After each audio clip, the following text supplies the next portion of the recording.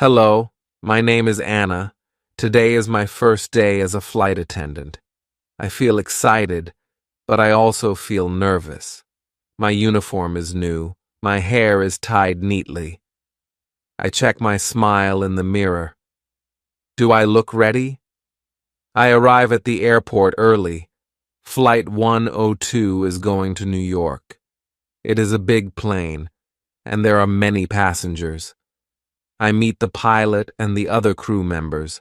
They all seem confident. Will I do a good job like them? The boarding gate opens. People walk in with bags and tickets. I stand at the airplane door. I smile and say, "Good morning, welcome." Some people smile back. Others look tired. Then something happens. A small boy runs ahead of his parents. He is holding a toy airplane. "Wait," I call. His parents chase after him. They laugh nervously. "Sorry," the father says. I smile. The boy looks at me and asks, "Are you the pilot?" I laugh. "No, I am a flight attendant," I say. More passengers come. A woman stops in front of me. She's holding a ticket and looking around. "Where is my seat?" she asks. I check her ticket. "You are in seat 15C, I say. She nods but looks confused. I point inside the plane. "Go straight and look for the numbers," I explain. She smiles and says, "Thank you." As the line gets longer, I feel more nervous. A man walks up next. He has a big suitcase. I look at it. It is bigger than the allowed size. What should I do? I take a deep breath. "Good morning," I say. "Your bag is too big for the cabin. It must go in the cargo." The man looks at me. He frowns. "But I need it," he says. My hands feel sweaty. Will he listen to me? The passengers keep coming. A mother carries a baby. The baby starts to cry. The mother looks embarrassed. "It's okay," I say. "Please take your seat." The sound of the baby crying fills the air. Will the baby calm down? Finally, the last passenger boards. I check the aisle to make sure everything is okay. The captain speaks through the intercom. "Crew, prepare for takeoff." My heart beats faster. Am I ready for this flight? As the airplane doors close, I think about the day ahead. What challenges will I face? Will the passengers be happy? Will I do a good job? I smile again. It is only the beginning of the flight, and I am ready to learn what will happen next. I stand at the airplane door. The passengers are all seated now. I feel a little more relaxed, but then the man with the big suitcase stands up. He looks upset. My heart beats faster. What is wrong? The man walks to the front of the plane. He points at me and says, "I need my bag." I feel nervous. "Sir," I say, "your bag is in the cargo. It's too big for the cabin." He shakes his head. "But I need something inside it," he says. "It's important." The passengers start looking at us. I don't want to make a scene. I smile and say, "Please wait here. Let me ask the captain." I walk to the phone and call the cockpit. "Captain," I say, "a passenger wants his bag from the cargo." What should I do? The captain sounds calm. "Tell him to wait until we land," he says. I go back to the man. "Sir," I say, "I'm sorry. You can get your bag after we land." The man looks angry. "But what if I need my medicine?" he says loudly. My heart sinks. Is he sick? I take a deep breath. Do you feel sick now? I ask. He shakes his head. No, but I might feel sick later, he says. I think quickly. Do you know the name of the medicine? I ask. He looks surprised. Yes, it's in my pocket, he says. He checks his jacket and pulls out a small pill. I feel relieved. You already have it with you, I say. The man looks at the pill. He laughs nervously. Oh, I forgot, he says.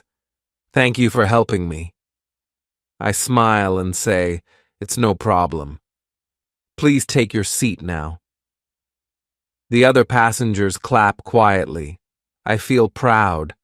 Just as I start to relax, a woman calls out, "Excuse me," she says. I turn around. She's holding her phone. The Wi-Fi is not working, she says. I need to send an email. I look at her and think for a moment. The Wi-Fi will start soon, I say. Please wait a few minutes. She frowns. But it's urgent, she says. My hands feel sweaty again. What can I do? I walk to the back of the plane and find the senior flight attendant. The Wi-Fi is not working, I say. She nods and smiles. It always takes a few minutes to start, she says. Tell her to try again soon. I go back to the woman. Please try again in a few minutes, I say. She sighs but nods. Okay, thank you, she says. I stand in the aisle and look around. Everything seems calm for now, but I know the flight is not over yet. What will happen next? The plane is in the air now. I walk through the aisle, checking on the passengers. Most of them are quiet, reading or watching something on their screens. I feel a little more confident, but then I hear a voice. "Excuse me," a woman says. She is sitting near the window. I walk over to her. "Yes, how can I help you?" I ask. She points to her seatbelt. "It's stuck," she says. I lean down and check it. It is twisted. I fix it for her. "There, it's fine now," I say. She smiles. "Thank you." As I turn to leave, I hear a loud noise. A tray of food falls to the floor. I see a child sitting with his father. The boy looks guilty. "I'm so sorry," the father says. "He knocked it over by accident." I smile and pick up the tray. "It's okay," I say. "Let me bring you another meal." I go to the back of the plane and find another tray of food. I return and give it to the father. The boy looks at me and says, "I'm sorry." I smile and say, "It's okay. Be careful next time." The father thanks me, and I feel better. Just as I am about to sit down, a man stands up. He is holding a book. "Excuse me," he says. "Can I get another drink?" I nod. "Of course," I say. I walk to the drink cart and get him some water. When I return, he smiles. "Thank you," he says. Then something unexpected happens. A woman in the middle of the plane stands up and says, "My phone is missing." Everyone looks at her. She looks upset. "I had it in my bag, and now it's gone," she says. I walk over to her. "Are you sure it's missing?" I ask. She nods. "I checked everywhere," she says. I look around and see her bag under her seat. "May I check your bag?" I ask. She hesitates, but says, "Okay." I open the bag and find the phone inside a small pocket. I show it to her. "Here it is," I say. She looks embarrassed. "Oh, I didn't see it there," she says. "Thank you." I feel relieved, but then I hear a loud cough. A man near the back is coughing a lot. I walk quickly to him. "Are you okay?" I ask. He nods, but keeps coughing. "Can I get you some water?" I ask. He nods again. I bring him water and ask, "Do you need anything else?" He shakes his head. "No, I'm fine now. Thank you," he says. I feel glad that he is okay. As I walk back to the front, the turbulence starts. The plane shakes a little. The captain speaks through the intercom. "Ladies and gentlemen, please fasten your seatbelts. We are experiencing some turbulence." I quickly check that everyone has their seatbelts on. A man in the aisle is standing. "Sir, please sit down," I say. He looks surprised, but sits quickly. The plane keeps shaking, and I hold on to the seat. A child starts crying. I kneel beside him. "It's okay," I say. "This will stop soon." The mother looks at me and says, "Thank you." Finally, the turbulence ends. The captain announces, "We are now flying smoothly. Thank you for your patience." I feel a wave of relief. I take a deep breath and continue my work. But then another passenger calls me. "Excuse me," she says. "I think I lost my wallet." My heart sinks. Another problem. "Where did you see it last?" I ask her. "I had it in my pocket, but now it's gone," she says. I look around her seat and under the cushions. Finally, I find it on the floor. "Here it is," I say. She smiles. "Thank you so much." Just as I think everything is fine, the baby from earlier starts crying again. The mother looks tired. I bring her some water and say, "Would you like me to hold the baby for a minute?" She looks surprised but says, "Yes, please." I hold the baby and walk down the aisle. The baby looks at me and stops crying. The passengers smile at me. "You're doing a great job," one man says. I feel proud but also tired. As I return the baby to her mother, I hear another voice. "Excuse me," someone says. "Can you help me with my bag?" I turn around and see an older woman pointing to the overhead compartment. "It's too heavy for me," she says. I nod. "I can help you," I say. I reach up and take down the bag. She thanks me, and I smile. It has been a busy flight so far, and there is still more time to go. I wonder what will happen next. The flight is calm now. Most of the passengers are quiet. Some are reading, others are sleeping. I take a moment to breathe. Maybe the hardest part of my day is over, but then I hear the sound of the intercom. "Attention, crew," the captain says. "We are experiencing turbulence again. Please take your seats." I quickly check the aisle. Some passengers are still not wearing their seat belts. I walk quickly to them. "Please fasten your seat belt," I say. A man near the back looks at me and says, "Why? Is something wrong?" "No, sir," I reply. "This is just for your safety." He nods and fastens his belt. I feel relieved, but then the plane shakes hard. Passengers gasp. A cup of water spills on the floor. My heart beats fast. I grab the seat near me and hold on. The turbulence gets stronger. A baby starts crying again. The mother looks at me. "What is happening?" she asks. I smile to stay calm. "It's just turbulence. It will stop soon," I say. Then something unexpected happens. A man near the front stands up. He looks panicked. "I can't breathe," he shouts. Passengers turn to look at him. I rush to him.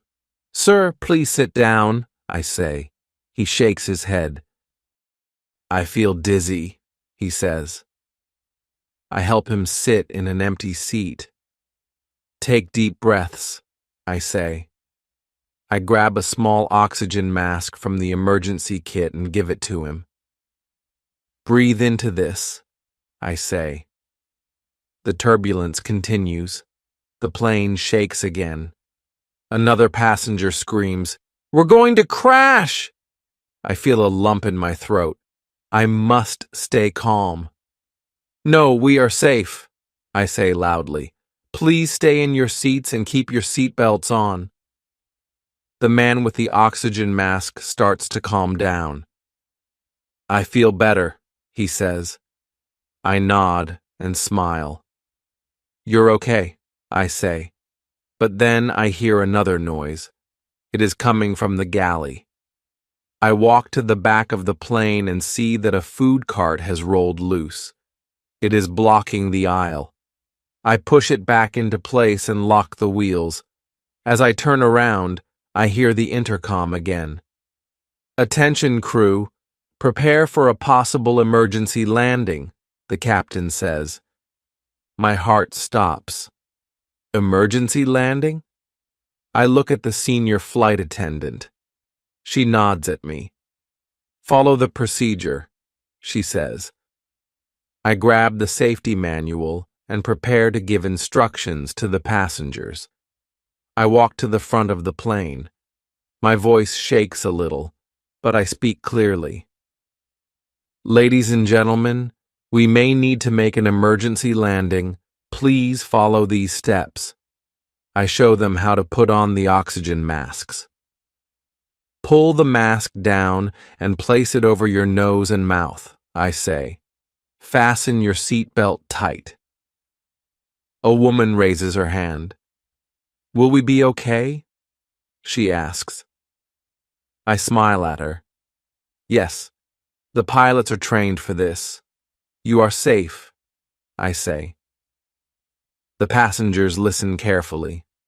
The plane shakes again, but no one screams this time. Everyone looks at me. I feel the pressure, but I stay calm. The captain's voice comes through the intercom again. "Crew, prepare for landing." I take a deep breath. The plane starts to descend. My hands feel sweaty, but I stay focused. Suddenly, the child who spilled the food earlier starts crying. His father looks helpless. I kneel beside the child. "It's okay," I say. "We are landing soon and everything will be fine." The plane shakes one more time. I hold on to the seat. I see the runway getting closer through the window. The wheels touch the ground and the plane bounces slightly. Then everything becomes still. The captain announces, "We have landed safely. Thank you for your cooperation." The passengers clap and cheer. I feel a wave of relief. I stand up and smile at the passengers. "Thank you for staying calm," I say. "Please remain seated until the plane stops completely." The man with the oxygen mask looks at me and says, "Thank you for helping me." The mother with the baby also smiles and says, "You were amazing." I feel proud, but I also feel exhausted. As the passengers leave the plane, many of them thank me. I stand at the door and smile at each one. When the last passenger is gone, I finally sit down. My legs feel weak. The senior flight attendant comes to me and says, "You did very well today." I smile. "Thank you," I say. It was the most intense moment of my life, but I stayed calm. I wonder if all flights are this difficult. What will happen on my next flight? The passengers are leaving the plane now. I feel a mix of relief and exhaustion. I stand at the door and say goodbye to everyone. "Thank you for flying with us," I say. Most people smile and thank me back. I think the stressful part of my day is over, but then something unexpected happens. A man stops at the door. He is holding his phone and frowning. "Excuse me," he says. "My bag is missing." I feel a jolt of panic. A missing bag again? "Sir, can you describe your bag?" I ask.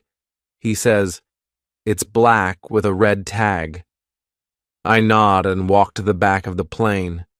I check the overhead compartments and the seats. I see a black bag, but it doesn't have a red tag. "Is this the right one?" I bring it to him. "No, this isn't my bag," he says. My heart races. Where could it be? I check the crew storage area. There are no extra bags there. I take a deep breath and think. Suddenly, I remember. "Sir," I say, "did you check the cargo area?" His eyes widen. "Oh no, I think I checked my bag at the gate," he says. I smile and nod. "Yes, your bag is in the cargo. It will come to the baggage claim area." He looks embarrassed but relieved. "Thank you," he says. I forgot about that. I return to the cabin, thinking the twists are done, but then I hear a voice from behind me. "Excuse me," a woman says. She is holding an envelope. "I found this under my seat." I take the envelope and look at it. It is thick and says "Important documents" on the front. There is no name. Who is it for? I walk to the senior flight attendant and show her the envelope. "What should we do?" I ask. She says, "We must check with the passengers. Someone might still be here." I hurry off the plane and see a man talking to the gate agent. He looks worried. He is holding his pockets and shaking his head. "Excuse me, sir," I say. "Are you missing something?" He looks at me and says, "Yes, my documents." I hand him the envelope. His face lights up. "Thank you so much," he says. "This is very important."